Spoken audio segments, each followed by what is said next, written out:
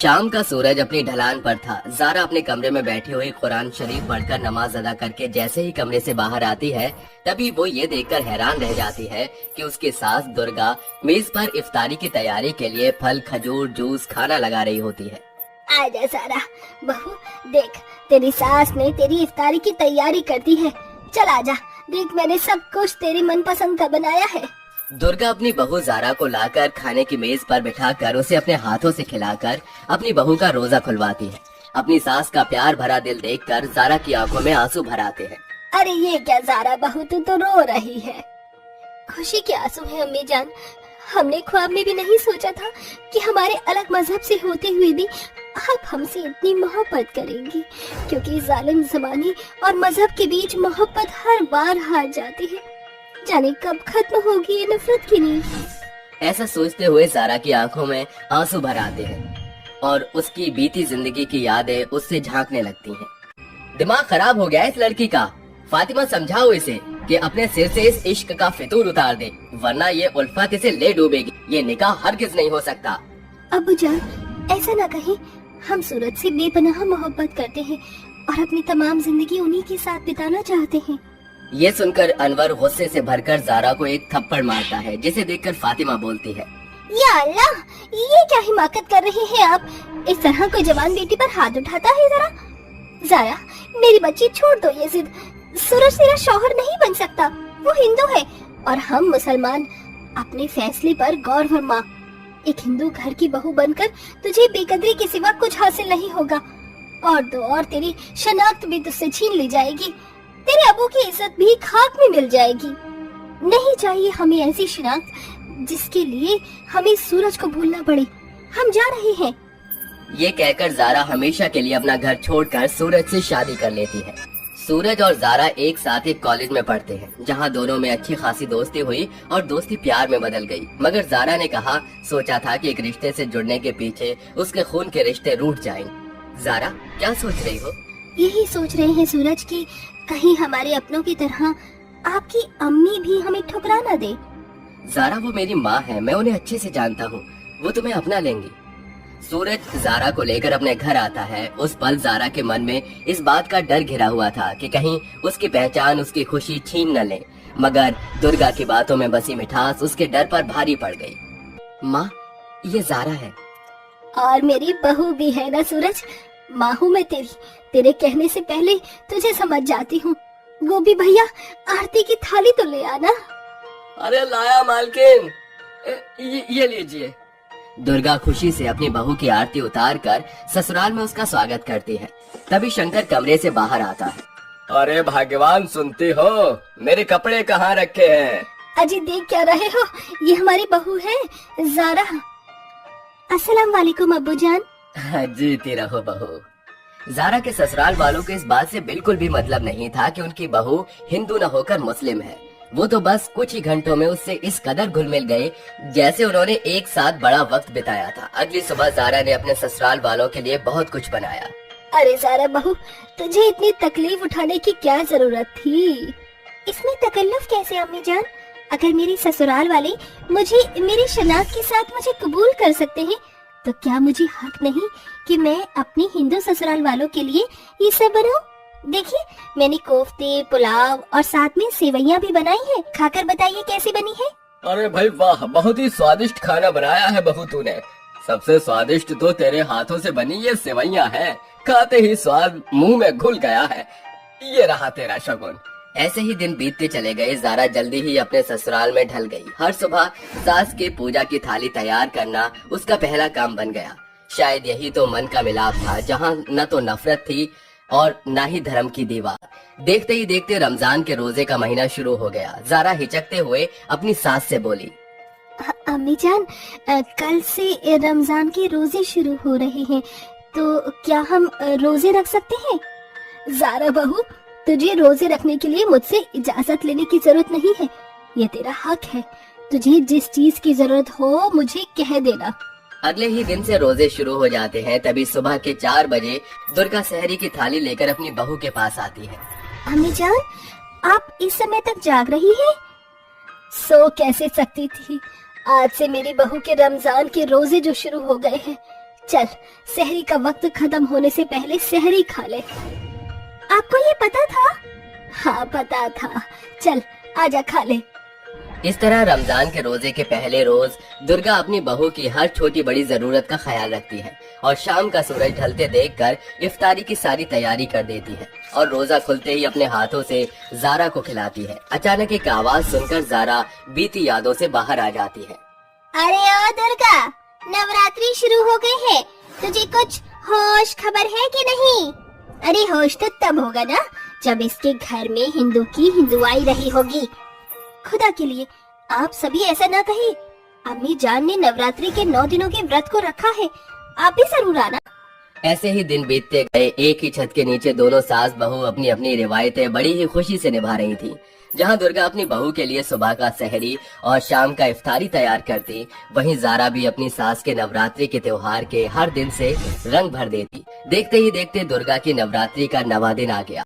उस दिन जारा ने सुबह उठकर हलवा पूरी और चने का प्रसाद बनाकर तैयार कर दिया, जिसे देखकर दुर्गा खुशी से फूले नहीं समाई। अम्मी जान, हमने कंजक के लिए भोग का प्रसाद बना दिया है। जारा बहू, तेरे रमजान के रोजे चल रहे हैं, ऐसे में भूख की प्यासी रहकर तुझे पकवान बनाने की क्या जरूरत थी? मैं बना लेती बेटा। अम्मी जान, आप फिक्र न करें, हम ठीक हैं। इस तरह दुर्गा की नवरात्रि बीत गई और जारा के रमजान के रोजे खत्म होने को आ गए। उस शाम कुरान शरीफ पढ़ने के साथ जारा दुआ पढ़ रही थी। या अल्लाह, सुना है रमजान के इस पाक महीने में तू सभी की मुराद सुनता है। मेरे खाली झोले को इस रमजान में मेरे खोए हुए रिश्ते से भर दे। ये कहते हुए जारा के आंसू उसकी आंखों से बह गए। अगले दिन ईद की सुबह थी। सास ससुर सभी जारा की खुशियों में शरीक थे। फिर भी जारा की आंखें कहीं न कहीं अपने अम्मी अब्बू को ढूंढ रही थी। काश कि अम्मी अब्बू यहाँ होते तो देख सकते कि उनकी बेटी कितनी खुश है। अरे जारा बहू, देख तो तुझसे मिलने कौन आया है। जारा ने जैसे देखा तो फातिमा और अनवर उसके सामने खड़े थे। ये देखकर जैसे उसकी अधूरी खुशी पूरी हो गई और वो उस खुशी में फातिमा को गले लगाकर फूट फूट कर रोई। ईद मुबारक अम्मी अब्बू, हमें माफ कर दे। हम जानते हैं आप हमसे खफा हैं, मगर हमारे सास ससुर हम पर जान छिड़कते हैं। यहाँ तक कि ऐसा कोई दिन नहीं गया जब अम्मी जान ने हमारे रमजान के रोजे में हमारा भरपूर ख्याल न रखा हो। बस ख्वाहिश यही थी कि आप लोगों से मुलाकात की। इंशाअल्लाह आज वो भी पूरी हो गई। अपने अब्बू को माफ कर दे जारा बेटी। आज तुझे इतना खुश देखकर मेरे जहनो जिगर से डर निकल गया। भाईजान भाभी जान, आप दोनों खुदा के बंदे हैं। आपने हमारी बच्ची को उसके पहचान के साथ अपनाया, हम बहुत खुश हुए। भाई साहब, आप चिंता मत कीजिए, अब चलिए साथ मिलकर ईद मनाते हैं। वो दिन जैसे जारा की जिंदगी का बड़ा खुशहाली से भरा दिन था और इस तरह दो अलग परिवार बड़े ही प्यार से रमजान की खुशियाँ मिल बांट कर साथ मनाते हैं। सच ही तो है, इस दुनिया में धर्म की आड़ में न जाने कई घरों में अलग धर्म से आई लड़कियां ससुराल और समाज के ताने से झुलस कर रह जाती हैं, मगर दुर्गा का अपनी मुस्लिम बहू जारा के प्रति प्यार अपने आप में अनोखा था।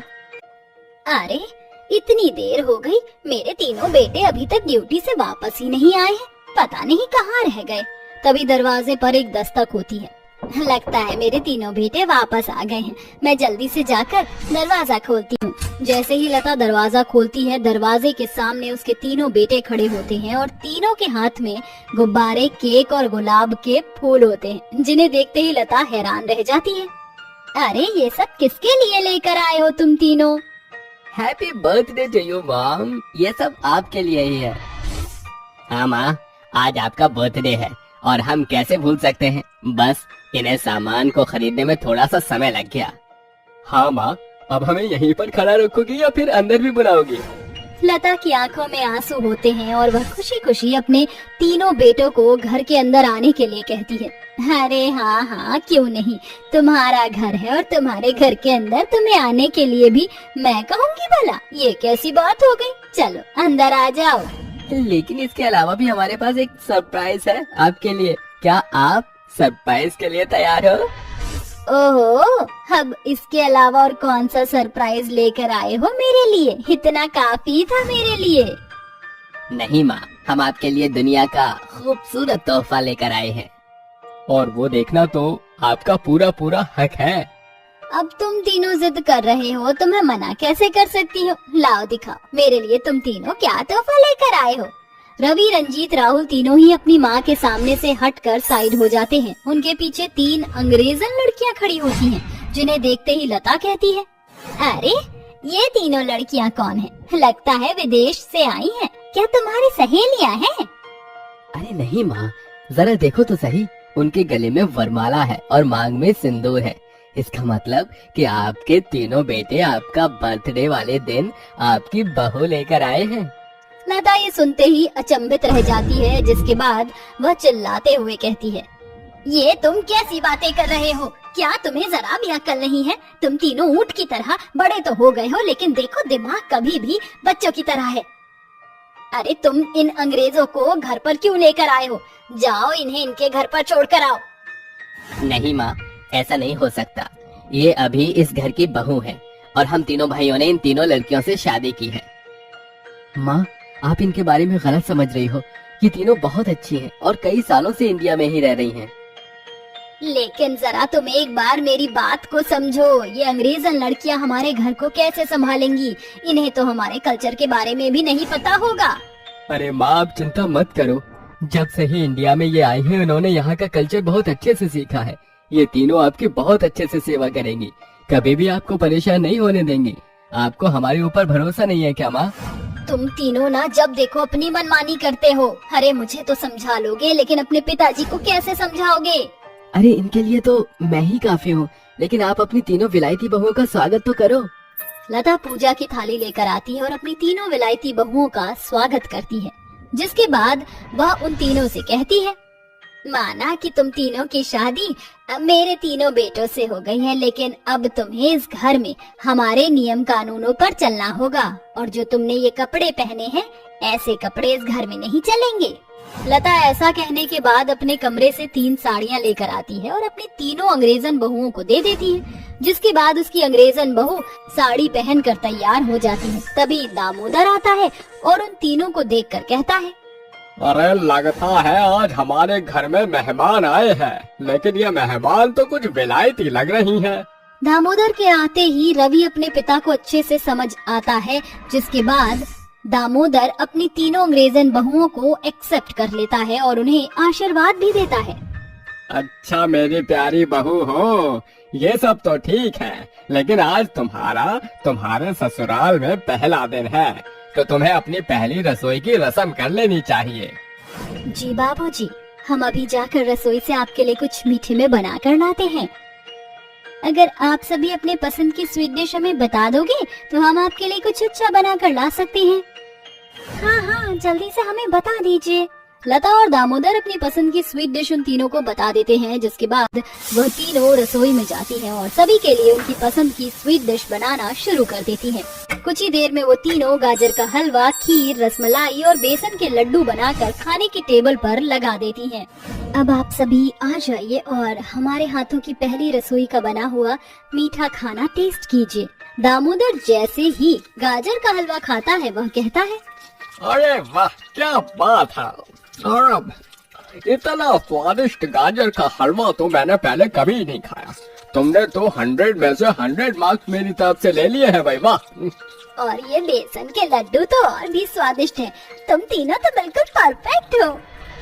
अरे वाह, क्या खीर बनाई है। देखा माँ, हम तीनों ने कहा था ना कि हमारी पसंद की लड़कियाँ आप दोनों का अच्छे से ख्याल रखेंगी और हर एक काम में परफेक्ट है। फिर क्या था, उस दिन के बाद से लता की तीनों अंग्रेजन बहू उसकी बहुत सेवा करती हैं और उसका बहुत ख्याल रखती हैं। ऐसे ही धीरे धीरे उनकी जिंदगी अच्छी खासी चल रही थी। लेकिन एक दिन लता रात भर अपने तीनों बेटों के आने का इंतजार कर रही थी। रात के 10 बज गए हैं, लेकिन उन तीनों का कोई अता पता नहीं है। अरे तुम तीनों में से किसी को फोन किया था या नहीं? नहीं माँ जी, मैं तो कब से रंजीत जी को कॉल कर रही हूँ, लेकिन वह मेरा फोन ही नहीं उठा रहे। राहुल जी ने तो अपना फोन स्विच ऑफ कर रखा है, ऐसे हम उनसे बात कैसे कर सकेंगे? मेरा दिल तो बहुत जोरों से धड़क रहा है। अभी मैंने दोबारा कॉल मिलाया तो उन्होंने उठाया नहीं। घबराने की कोई बात नहीं है, सब कुछ ठीक होगा, भगवान के ऊपर भरोसा रखो। तभी दरवाजे पर दस्तक होती है तो तुरंत दरवाजा खोलती है। उसके तीनों बेटों के चेहरे पूरी तरह से लटके हुए थे और उनके चेहरे पर मायूसी छाई हुई थी, जिसे देखकर लता उनसे कहती है, जब से मैंने तुम तीनों को पाला है तब से मैंने तुम तीनों के चेहरे पर इतनी ज्यादा मायूसी कभी नहीं देखी। हमेशा हंसते खेलते रहते हो। आज ऐसा क्या हो गया जो तुम इतने परेशान नजर आ रहे हो? माँ, दरअसल बात ये है कि हमारी नौकरी छूट गई है और हम तीनों को ऑफिस से फायर कर दिया गया है। लेकिन ऐसा कैसे हो सकता है? किसी ने हमारे ऊपर फ्रॉड इल्जाम लगाया है। किसी ने कहा है कि हम गैर कानूनी काम करते हैं, इसीलिए हमारे बॉस ने हमें फायर कर दिया और अब हमें कहीं नौकरी मिलना भी बहुत मुश्किल हो सकता है। ये सब दामोदर सुन लेता है, जिसके बाद दामोदर कहता है, देखो बेटा, परेशान होने की कोई जरूरत नहीं है। तुम तीनों की नौकरी छूट गई तो क्या हो गया, कहीं और नौकरी मिल जाएगी। लेकिन तुम्हें ऐसे परेशान होने की कोई जरूरत नहीं है। मेरे पास कुछ सेविंग्स पड़ी है, जब तक तुम्हारी नौकरी नहीं लगती हम उसका इस्तेमाल कर सकते हैं। दामोदर की बात सुनकर उन तीनों को थोड़ी सी तसल्ली हो जाती है, लेकिन धीरे धीरे वक्त गुजरने लगता है और दामोदर की सेविंग भी खत्म हो जाती है और उन्हें मजबूरी के चलते अपना मकान बेचकर एक किराए के मकान पर भी रहना पड़ता है। उनके पास कुछ नहीं बचा था, केवल गरीबी के सिवा। माँ, बाबूजी, ये लीजिए, खाना खा लीजिए। तुम तीनों ने खाना खाया? हम तीनों ने तो खाना खा लिया है, आप भी खा लीजिए। अरे तुम तीनों झूठ बोल रही हो। कई दिनों से तुमने खाना नहीं खाया है। जो भी खाना होता है वो तुम हम सभी को खिला देती हो। कुछ तो अपने बारे में सोचो। लता की तीनों अंग्रेजन बहू खुद भूखी रहकर उन्हें खाना खिला देती हैं। वहीं दूसरी तरफ राहुल, रंजीत, रवि तीनों भी नौकरी का इंटरव्यू देकर रास्ते से वापस घर की तरफ आ रहे होते हैं। तभी रास्ते में उन्हें एक बच्चा का पालना सड़क किनारे अपने आप चलता हुआ नजर आता है और उसके सामने एक बहुत तेज ट्रक आ रहा होता है। राहुल अपनी जान पर खेलकर उस बच्चे को बचा लेता है। भगवान का लाख लाख शुक्र है कि तुम बच गई, लेकिन तुम्हारे माँ बाप कहाँ हैं? जैसे ही राहुल बोलता है, उस बच्चे के माँ बाप वहाँ आ जाते हैं। तुम तो एक फरिश्ता हो, तुम्हारी वजह से आज मेरे बच्चे की जान बच गई, तुम्हारा बहुत ही शुक्रिया। तुमने हमारे बच्चे की जान बचाई। जो तुम हमसे मांगोगे हम तुम्हें दे देंगे। राहुल, रवि, रंजीत तीनों ही कुछ देर तक सोचते हैं, जिसके बाद राहुल कहता है, मेरी माँ और हमारी तीनों पत्नियों ने काफी समय से अच्छा खाना नहीं खाया है और वो आज भी भूखी घर पर होंगी। क्या आप हमारे लिए हमारी पत्नी और हमारी माँ को अच्छा खाना खिला सकते हैं? ये सुनते ही अनीता और चिराग दोनों हैरान रह जाते हैं, लेकिन उन्हें इस बात की बहुत खुशी होती है कि उन्होंने तोहफे में सिर्फ अपनी पत्नी और अपनी माँ का अच्छा खाना ही मांगा। ये दोनों मिलकर उन्हें बहुत बड़े 5 स्टार होटल में लेकर जाते हैं, जहाँ उनके पूरे परिवार को एक मेन टेबल पर अलग अलग प्रकार के पकवान खाने का मौका दिया जाता है। वहाँ के सभी वेटर लता और उसके पूरे परिवार की खिदमत में लग जाते हैं। ये नजारा देखकर वो बहुत खुश होते हैं कि तभी चिराग रवि, राहुल और रंजीत से कहता है, मुझे तुम तीनों के बारे में पता लगा, सुनकर बहुत अफसोस हुआ। तुम्हें कंपनी से बेवजह ही निकाल दिया गया। क्या तुम मेरी कंपनी में काम करना चाहोगे?